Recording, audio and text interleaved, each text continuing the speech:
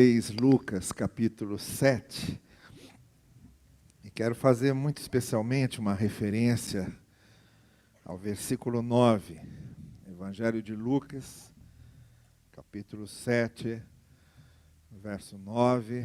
Quero fazer uma saudação também muito especial a vocês que estão acompanhando aqui a nossa transmissão, muito especialmente você que não é membro aqui da nossa igreja, mas sabemos que você acompanha aí fielmente a transmissão dos nossos cultos. A vocês também que eu estou convidando para que nos acompanhem aqui nessa leitura. Há uma expressão usada por Jesus aqui, uma espécie de elogio que Jesus faz a um personagem, ao centurião, um centurião anônimo. Não sabemos qual é o nome dele, sabemos apenas que ele é um centurião. E a respeito de quem Jesus Cristo diz assim no verso 9, eu digo que nem em Israel encontrei tamanha fé.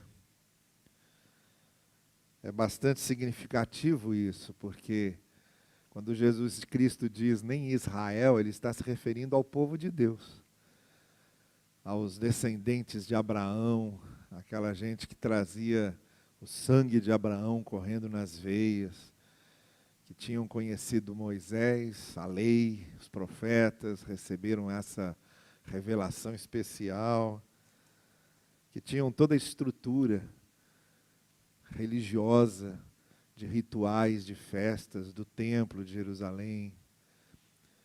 E quando Jesus Cristo diz que a fé daquele centurião era muito maior que qualquer outra fé que ele havia encontrado em Israel, isso é bastante significativo. Aquele oficial militar que comandava uma centúria, isto é, um bloco, um grupo, um pelotão de 100 soldados, daí porque ele era chamado de centurião, aquele que comandava essa centúria,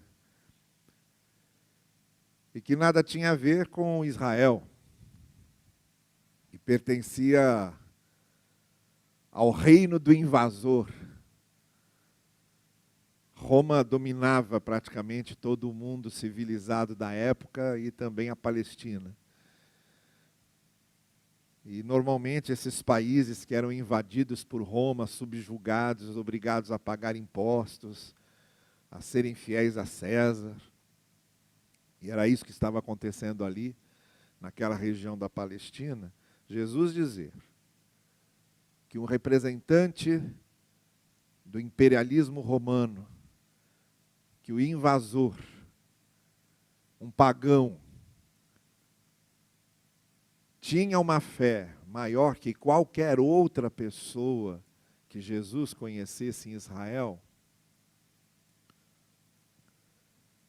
equivalia mais ou menos a Jesus estar aqui conosco hoje, equivalia exatamente a Jesus estar conosco aqui hoje, falando à nossa igreja, e dizer a nós hoje, a mim e a vocês,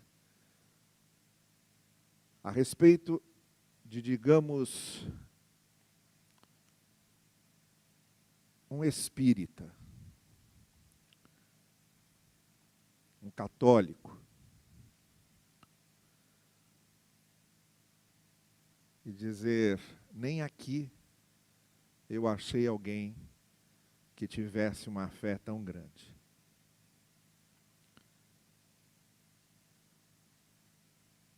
O que nós sentiríamos aqui hoje, ouvindo Jesus dizer isso, foi exatamente o que os mestres da lei, os judeus daquela época sentiram. Não foi à toa que aquele pessoal começou a se organizar para matar Jesus. Então era mais ou menos esse efeito que teria o que Jesus disse lá. Agora, por que ele disse isso? O que é que havia de especial na fé daquele homem,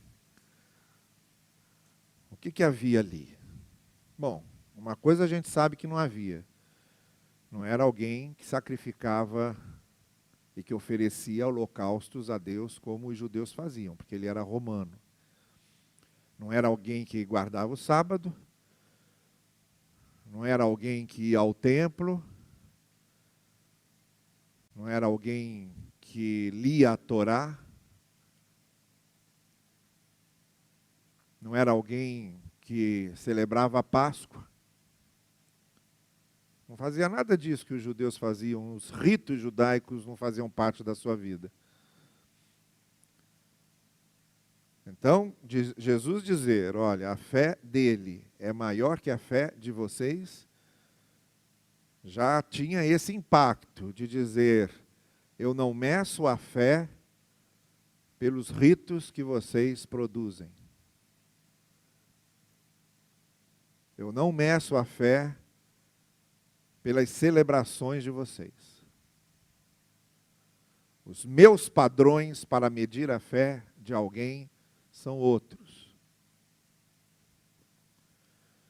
Então, a gente, quando lê esse texto, a gente já começa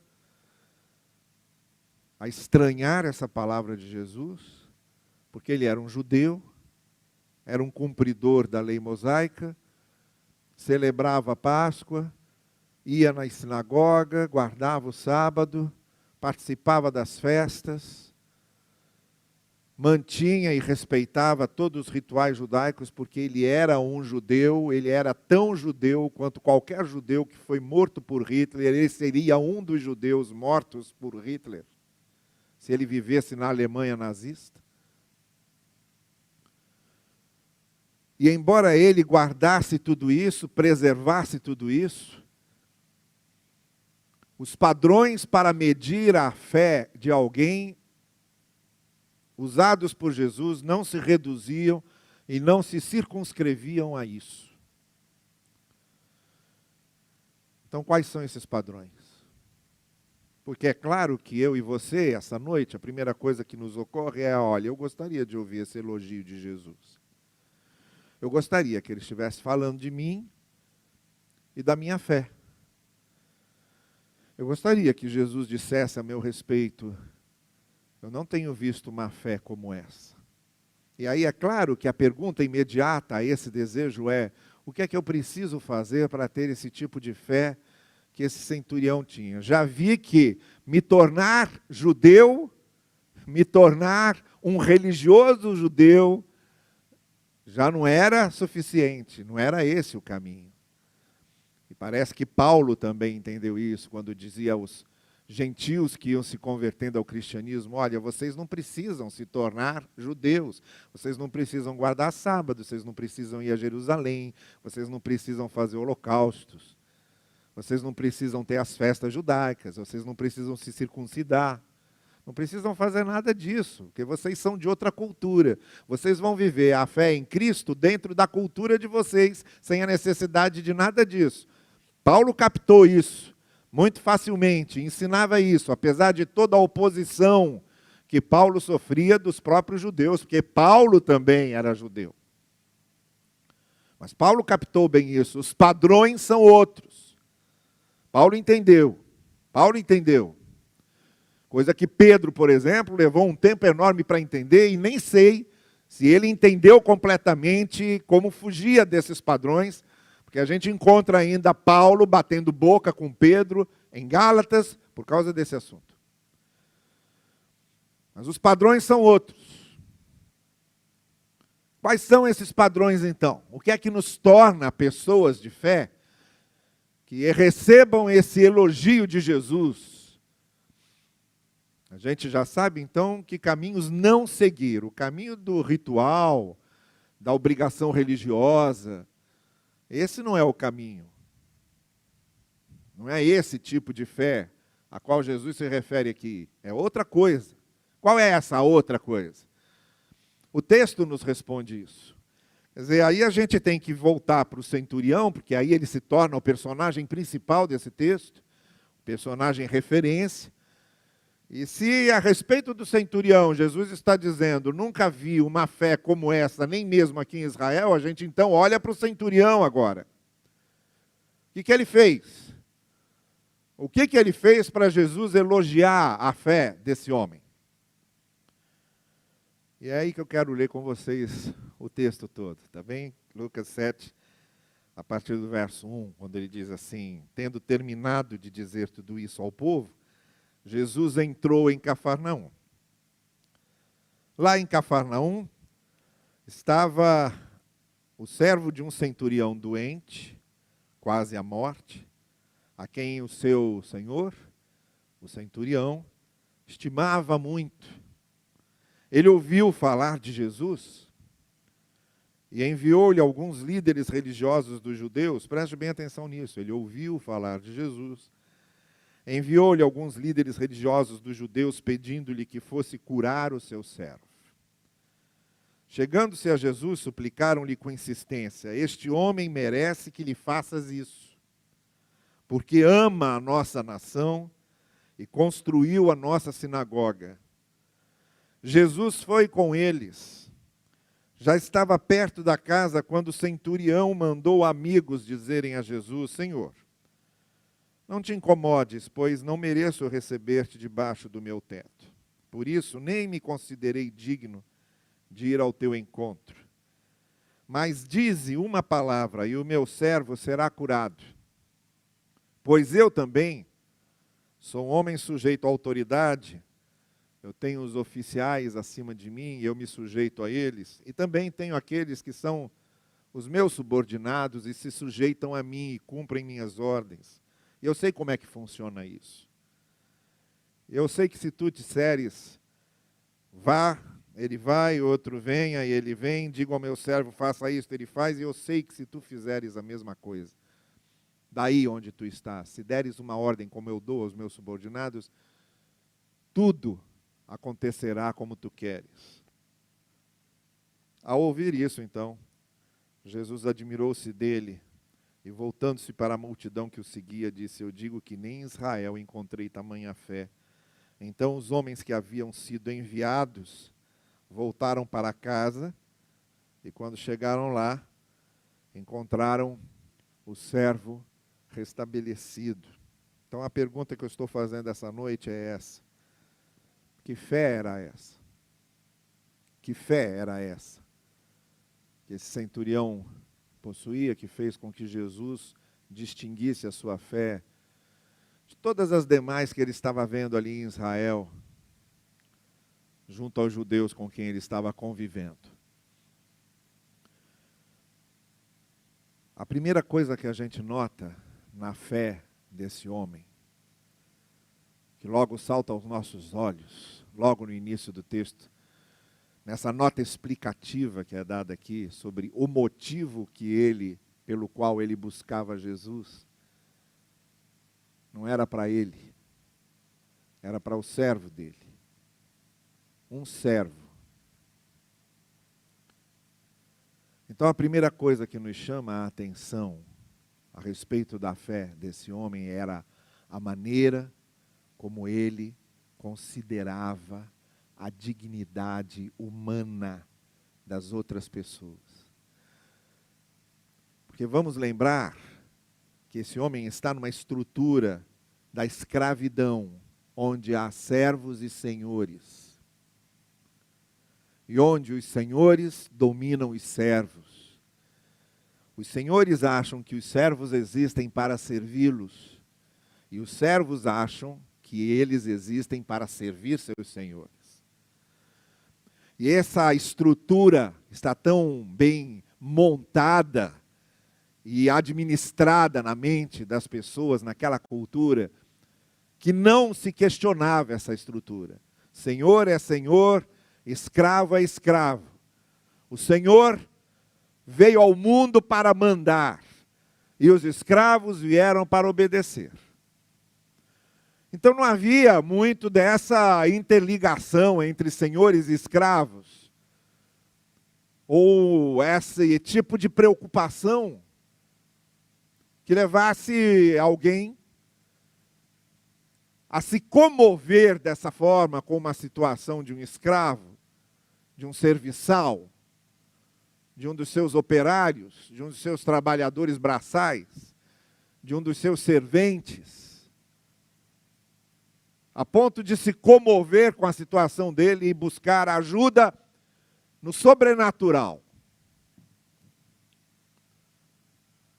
Mas foi o que aquele homem fez. Aquele homem era capaz de ver a dignidade do ser humano, mesmo naqueles a quem a sociedade desprezava, mesmo numa cultura de escravidão, mesmo numa cultura em que a humanidade se dividia entre os que mandam e os que obedecem, os que têm poder e os que não têm, os que nasceram para pertencerem a uma casta superior e os que nasceram para pertencerem a uma casta inferior.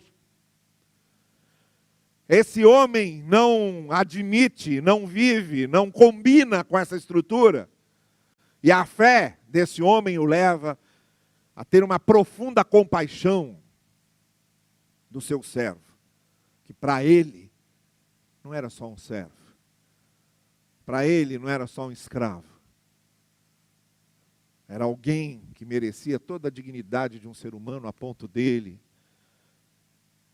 um oficial comandando um pelotão de 100 homens, tentar se mover céus e terra. A gente pode imaginar que talvez já tivesse tentado médicos, tratamentos, medicamentos, como aquela mulher que sofria daquela hemorragia persistente, que já havia recorrido a muitos médicos e chegou num ponto que ela disse: eu vou morrer. Porque não conseguem descobrir qual é o meu mal, não conseguem descobrir o que eu tenho, eu vou morrer aqui. E aí, num último ato, ela recorre a Jesus, e vocês conhecem bem lá a história de Marcos, o toca e acontece tudo aquilo que Marcos descreve. A primeira coisa que caracterizava a fé desse homem, que fé era essa? Que fé era essa? Era uma fé que não olhava só para Deus, olhava para as pessoas, que não queria ver só Deus, queria ver as pessoas. Não era uma fé que queria saber tudo sobre Deus, era uma fé que queria saber tudo sobre as pessoas. Se incomodava com a dor do outro, com o sofrimento do outro. Então aqui a gente já começa a entender que tipo de fé é essa.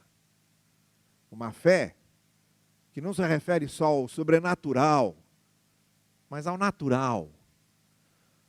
Uma fé que não busca apenas a santidade de Deus, mas se comove com a pobreza humana, com o sofrimento humano, com as carências humanas, com as necessidades humanas. Uma fé que não fica cantando só o céu, onde vai morar a eternidade toda, mas leva em consideração a terra e o mundo em que vivemos, com seus problemas, suas mazelas, suas desgraças. Então aqui nós temos uma primeira característica dessa fé que comoveu o coração de Jesus, que tocou no coração de Jesus. A fé dos mestres da lei, a fé dos fariseus, a fé dos sacerdotes, não tocaram o coração de Jesus, não comoviam o coração de Jesus, pelo contrário, irritavam Jesus. A fé dos fariseus, dos mestres da lei, dos sacerdotes, deixavam Jesus irritado. Como a gente vê o irritadíssimo discurso de Jesus em Mateus 23, sobre os fariseus e os mestres da lei. Mas a fé daquele centurião não. A fé daquele centurião comoveu Jesus. Tocou o coração de Jesus, encantou Jesus. E essa era a primeira característica. Uma pessoa com fé, mas que olhava para o próximo e que se incomodava com a doença do seu servo. A segunda coisa que a gente nota na fé desse centurião está muito nesse contexto que a gente viu aqui, desse texto que lemos. ele pede para que alguns judeus que estavam seguindo Jesus, circulando ao redor de Jesus, ouvindo os ensinos de Jesus, vendo o que Jesus fazia, ele pede para alguns desses judeus intercederem por ele junto a Jesus. E esses judeus de Cafarnaum conheciam bem esse centurião, porque embora ele fosse o invasor, o representante do imperialismo, o romano, o dominador, ele se estabeleceu em Cafarnaum, e talvez por causa dessa visão humana que ele possuía, ele se tornou um exímio pacificador e reconciliador ali em Cafarnaum, aproximou-se dos judeus, foi conversando, negociando, cativando. Vejam, eles dizem, ele chegou a patrocinar a construção de uma sinagoga para a gente aqui em Cafarnaum. Olha que coisa. Essa era a fé desse homem. Uma fé que estava disposta à pacificação e à reconciliação. Ele sabia que ele era um oficial romano, um militar romano, um representante do Império Romano, mas ele se tornou dócil, amigo, convivia com os outros judeus, respeitava a religião dos judeus, ajudou-os a edificar uma sinagoga. Quando em 2014 eu levei aqui um grupo da nossa igreja lá em Israel, a gente visita o que supostamente, porque a gente nunca tem certeza dessas coisas lá, mas supostamente seria a sinagoga que esse centurião teria construído. Ela fica do lado do que seria supostamente a casa de Pedro, lá em Cafarnaum. E foi um dos lugares que eu mais me comovi, porque eu lembrei desse texto. Ali dentro daquela sinagoga, olhando aquelas ruínas antigas, eu me lembrei de quem teria construído aquilo e por quê, e de que maneira aquilo comoveu o coração de Jesus.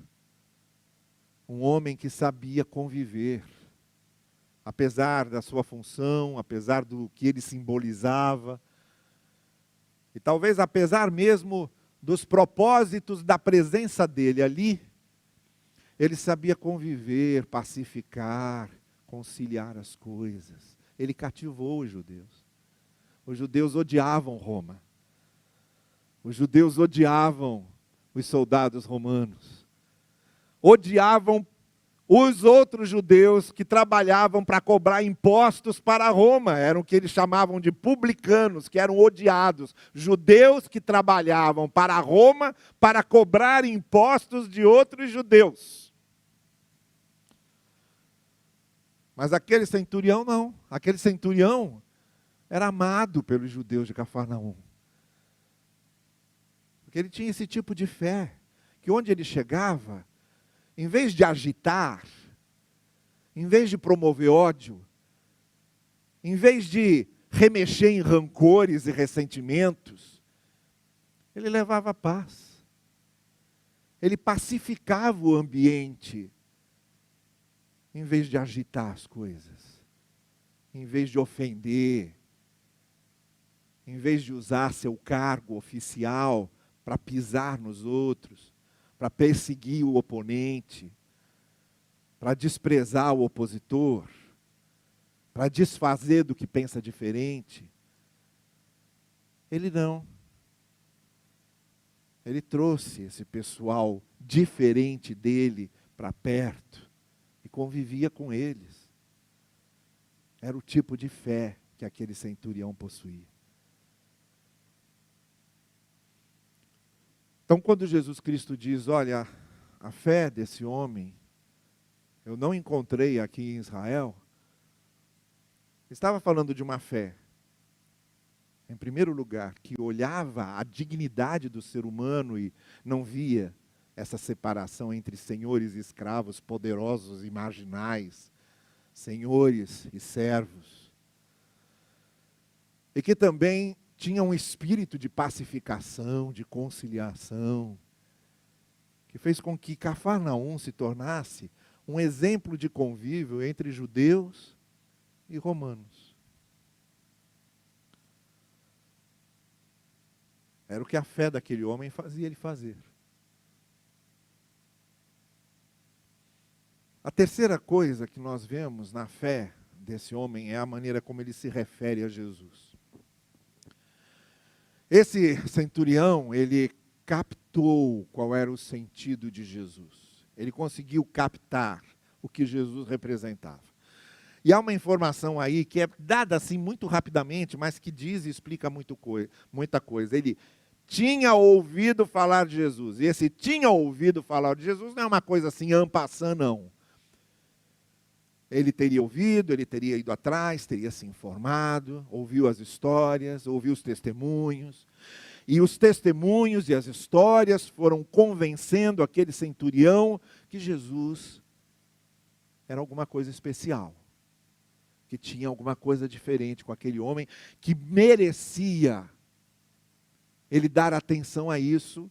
E esse sentimento provavelmente foi crescendo no seu coração ao longo de dias ou talvez de semanas, em que essas informações iam chegando ali em Cafarnaum. Nós sabemos que Cafarnaum era uma espécie de quartel-general de Jesus Cristo, e que a casa de Pedro era onde Jesus Cristo se reunia sempre, e de lá ele saía para Galiléia, viajava, depois voltava para Cafarnaum, saía de novo. Então Cafarnaum conhecia muito de Jesus, muitas histórias foram chegando ali, muitas informações, e aquele centurião ouvindo isso tudo, e talvez fazendo como Maria naquele texto em que diz que Maria foi guardando as coisas no coração. E ele foi guardando no coração, até que chegou esse momento em que o seu servo precisava de um auxílio. E a pessoa em quem ele pensou para dar esse auxílio ao seu servo foi esse Jesus de quem ele tinha ouvido falar e que ele conseguiu reconhecer. Era uma fé que sabia e que entendia muito bem que Jesus era esse evangelho, que Jesus era essa mensagem de Deus, que Jesus era essa expressão do amor de Deus, da graça de Deus. Ele reconheceu isso. E aí, quando ele mandou então esse grupo de judeus interceder por ele, já estava tudo muito bem assentado no seu coração. Isso tocou muito Jesus. Jesus percebeu, pelo que ele disse, pelo que ele mandou dizer, que ele, dentro dele, já tinha reconhecido tudo aquilo. Já tinha compreendido qual era a mensagem, qual era a de Jesus, quem era Jesus, e confiou nisso de todo o coração. E confiou nisso de todo o seu ser. O tipo de fé desse centurião é uma fé que consegue reconhecer Jesus como Jesus, que identifica Jesus como de fato aquele que é a boa nova, aquele que é o evangelho, aquele que é algo especial, aquele que tem uma resposta da graça de Deus para a gente, aquele que veio justamente para isso, para nos trazer o sentido das coisas.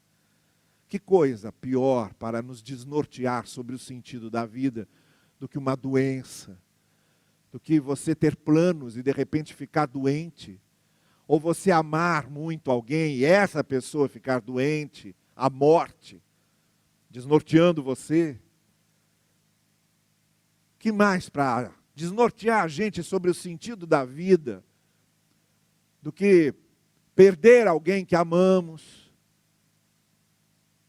nublando completamente qualquer tipo de esperança que a gente possa ter num sentido para a vida. E ele conseguiu reconhecer Jesus como uma resposta para isso, para a busca desse sentido, uma resposta para a busca dessa necessidade existencial mais profunda, mais amagal, de entender o sentido das coisas. Conseguiu distinguir isso. Era uma fé que distinguia em Jesus a resposta de Deus, a ação da graça de Deus. E por fim, ainda de olho no texto, a gente percebe uma quarta coisa que caracterizava a fé desse homem. Só para retomar, não é? A primeira coisa era com que maneira esse homem olhava a dignidade do ser humano e respeitava o ser humano como ser humano. Uma fé que nos faz olhar para Deus e não nos faz olhar para o outro, não é fé. Porque uma fé de verdade, ela faz sim com que olhemos para Deus, mas que também olhemos para o outro. E nisso a gente já conhece o que João fala na sua primeira carta. Quem diz que ama a Deus e não ama o outro está mentindo. Não conhece nada de Deus. Mas aquele homem conseguia isso. Por isso a sua fé era diferente. Era também uma fé que promovia pacificação, reconciliação, onde ele estava. Embora tudo promovesse o ódio, o ressentimento, a amargura, a vingança, a rebelião, ele, pela presença dele, pelas coisas que ele fazia e dizia, conseguia estabelecer ali um ambiente de paz. Era a fé desse homem. E a terceira coisa que caracterizava a fé desse homem era o fato de ter reconhecido em Jesus essa resposta da graça de Deus, do amor de Deus, aquele que vinha para dar sentido a todas as coisas. Ele conseguiu reconhecer isso, ouvindo os testemunhos e reconhecendo com seu coração. Era a sua fé. Mas tem um quarto elemento, tem uma última coisa ainda, que caracteriza a fé desse homem. É a maneira como ele se dirige a Jesus. E apesar do alto cargo que ele ocupava, e da posição que ele tinha, a maneira como ele quebrantou o seu coração, deixou o seu coração contrito.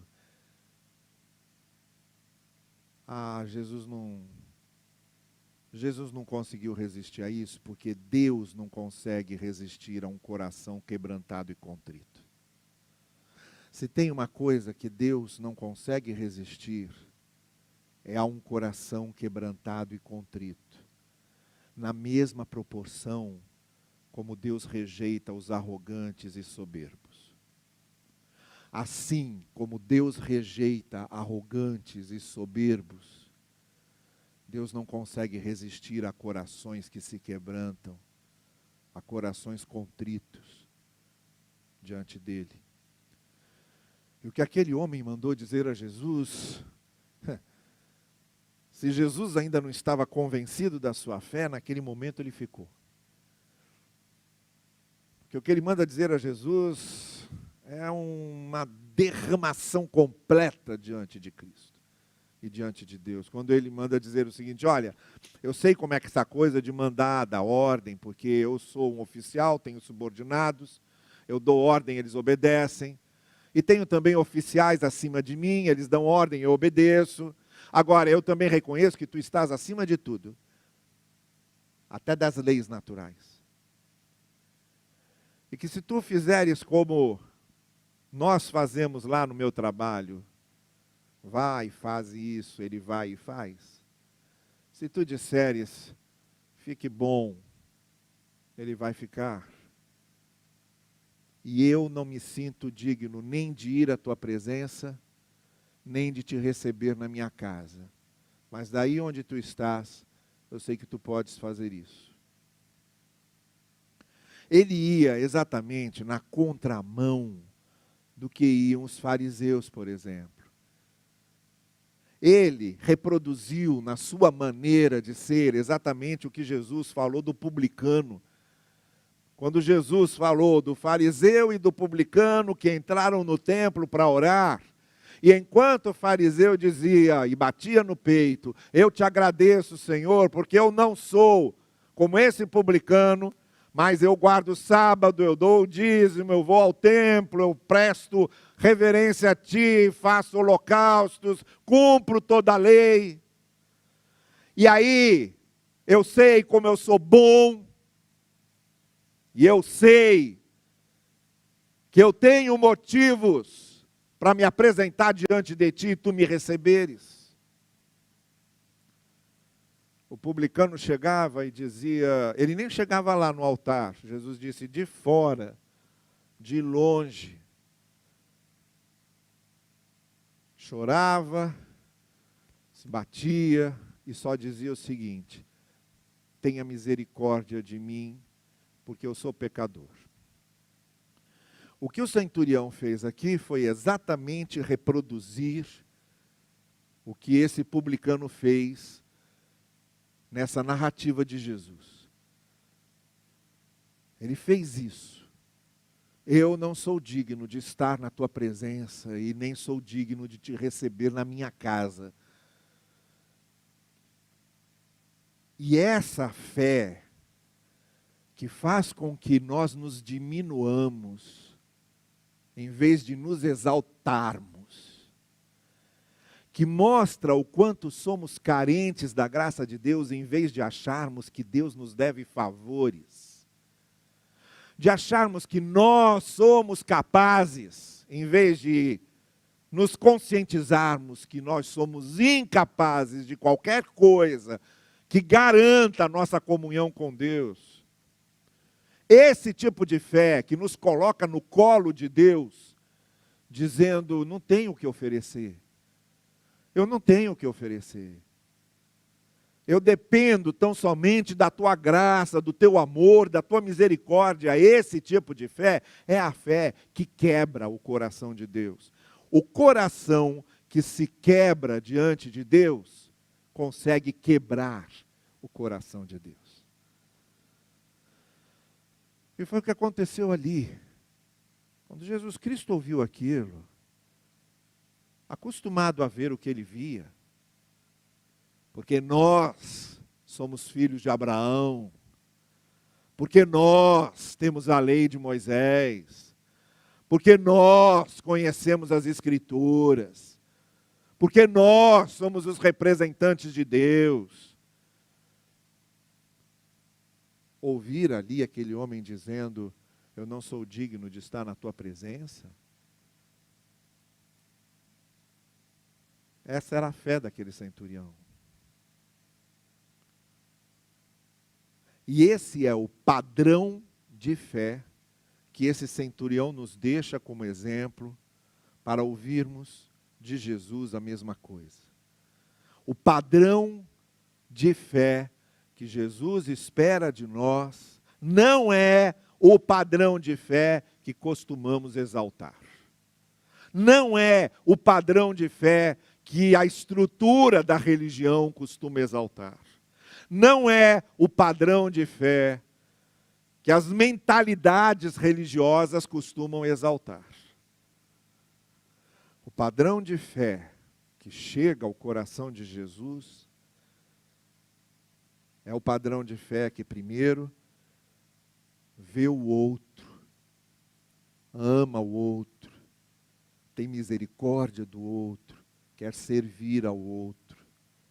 Em segundo lugar, é o padrão de fé que chega para pacificar, chega para conciliar, chega para formar laços.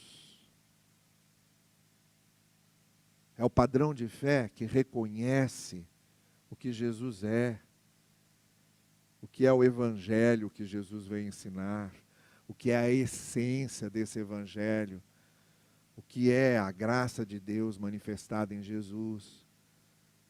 O padrão de fé que chega a Jesus é esse que quebranta o nosso coração, que nos coloca na dependência da misericórdia e da graça de Deus, que vai na contramão de qualquer orgulho, de qualquer soberba, de qualquer arrogância, de qualquer autojustificação, de qualquer autoidolatria, de qualquer narcisismo espiritual, de qualquer suficiência diante de Deus.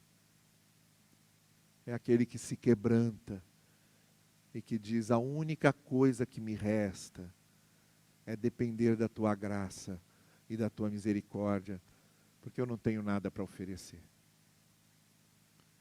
Esse é o padrão de fé que faz com que Jesus diga: nem mesmo em Israel eu encontrei essa fé. E que quando Jesus quiser saber onde encontrar fé assim, que nós possamos dar o nosso endereço, que nós sejamos essa pessoa que crê desse jeito, nesse padrão de fé que o Senhor Jesus nos mostrou ter aquele centurião. Um romano, um pagão, um não-judeu, um gentil, representante do dominador, do invasor, ali, com um padrão de fé que nenhum sacerdote, nenhum fariseu, nenhum mestre da lei conseguia alcançar. Esse era o padrão de fé que Jesus Cristo estava exaltando. Que também nós tenhamos esse padrão de fé. Curve a sua cabeça comigo e vamos pedir isso. Vamos reavaliar a nossa vida, vamos repensar qual tem sido o nosso padrão de fé. Vamos reavaliar de que maneira a gente tem se colocado diante de Deus, e de que maneira nós temos convivido com as pessoas, e de que maneira nós temos olhado para o ser humano. Vamos reavaliar que tipo de fé é a nossa. Se a nossa fé responde meramente a um padrão religioso, a um padrão institucional, a um padrão eclesiástico, ou se realmente é aquela fé que mexe com o coração de Jesus, que parte do nosso quebrantamento, da nossa contrição, da nossa submissão à graça, do nosso reconhecimento da misericórdia de Deus. Você quer essa noite fazer aí uma reavaliação completa do que você tem crido e de que maneira a sua fé tem se manifestado e o que é que você tem chamado de fé cristã? Que fé é a que você vive? Que fé é a que você diz ter? E nessa noite, você quer usar agora esse espaço, esse momento, esse ambiente em que nós estamos agora para dizer diante de Deus: Senhor, eu quero reformular tudo. Eu estou indo no caminho errado, contrário, não é por aqui. Não é esse padrão de fé. Eu quero o padrão de fé que agrada a Cristo e não a que agrada aos homens, ou que agrada às instituições, ou que agrada às formalidades. Não, eu quero um padrão de fé que agrade o teu coração. Você quer aproveitar para isso, fazer isso diante do Senhor? Faça então, faça. A gente vai cantar agora.